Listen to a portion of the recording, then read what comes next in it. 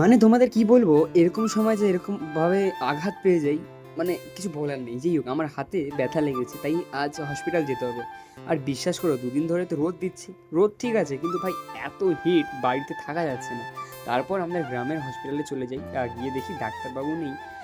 টুকটাক কাজের জন্য ঠিক আছে এরকম হসপিটাল থেকে ওষুধ নিয়ে এসে খাওয়া দাওয়া করে তারপর বিকেলে যাচ্ছি ম্যাচ দেখতে। হ্যাঁ, যেহেতু এপিএল লিগ চালু হয়ে গেছে আমাদের আংড়াবাসা স্কুল মাঠে, এই ম্যাচটি কিন্তু প্রতি বছরই হয়, যেরকম আইএসএল সেম এরকমই, খালি নামটা আলাদা, এপিএল আংড়াবাসা প্রিমিয়ার লিগ। যাই হোক, আমাদের আজ খেলা নেই, কিন্তু ভাই এই এপিএল ম্যাচ খেলতে এবং খেলা দেখতে বিশেষ করে সেম আইএসএল ফিল। প্রথম ম্যাচ দুটি টিম নেমে পড়েছে মাঠে, তাদের প্রস্তুতি সেরে নিচ্ছে। আর এখানে কিন্তু গোল স্কোর হিসাবে পয়েন্ট করা হয়, যে টিম গোল হাইস্ট করে এবং অপোনেন্ট টিমকে হারিয়ে দেবে তার 3 পয়েন্ট।